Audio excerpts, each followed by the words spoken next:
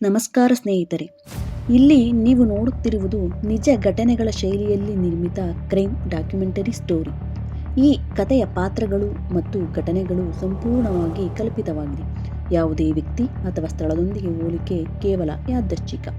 ಇಲ್ಲಿ ನಾವು ಬೆಳಕಿಗೆ ತರುವ ಕಥೆಗಳು ಕೇವಲ ಅಪರಾಧಗಳಲ್ಲ, ಅವು ಮಾನವನ ಭಾವನೆಗಳ, ಕೋಪದ, ತುಳಿತದ ಮತ್ತು ಮರೆಯಾದ ಸತ್ಯಗಳ ಕಥೆಗಳು. ಇಂದು 2021 ನವೆಂಬರ್ 17ರಂದು ನಡೆದಂತೆ ತೋರಿಸಲಾದ ಒಂದು ಭಯಾನಕ ಘಟನೆಯ ಸಂಪೂರ್ಣ ಸತ್ಯವನ್ನು ನೋಡೋಣ. ಇದು ಅಂತಿಮ ರಾತ್ರಿ, ಕತ್ತಲಲ್ಲಿ ಮರೆಯಾದ ಸತ್ಯ. 2021 ನವೆಂಬರ್ 17 ಕರ್ನಾಟಕದ ಒಂದು ಸಣ್ಣ ಶಾಂತ ಹಳ್ಳಿ.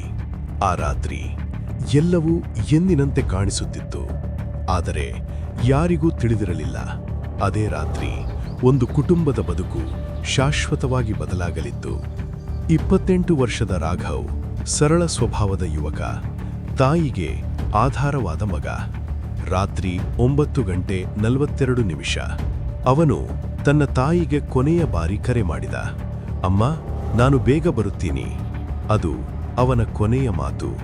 ಅದರ ನಂತರ ಕರೆ ಅಕಸ್ಮಾತ್ ಕಡಿತವಾಯಿತು. ಮುಂದಿನ ಬೆಳಗ್ಗೆ ರಾಘವ್ ಮನೆಗೆ ಮರಳಿರಲಿಲ್ಲ.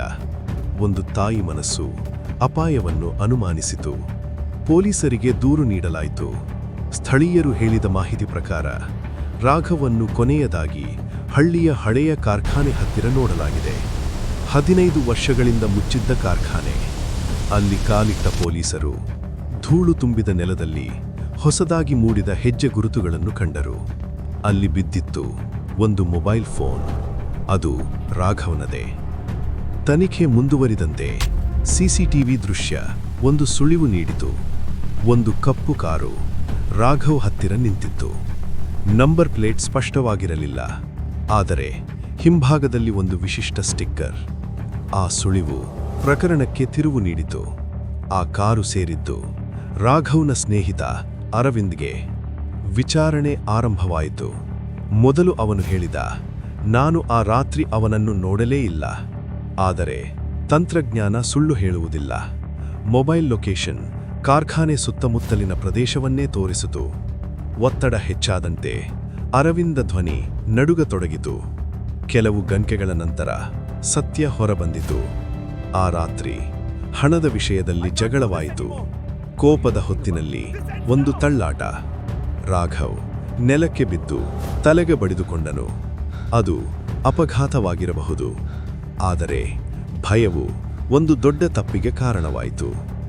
ಸಹಾಯ ಕೋರದೆ ಅವನನ್ನು ಅಲ್ಲೇ ಬಿಟ್ಟು ಅರವಿಂದ್ ಓಡಿಹೋದ.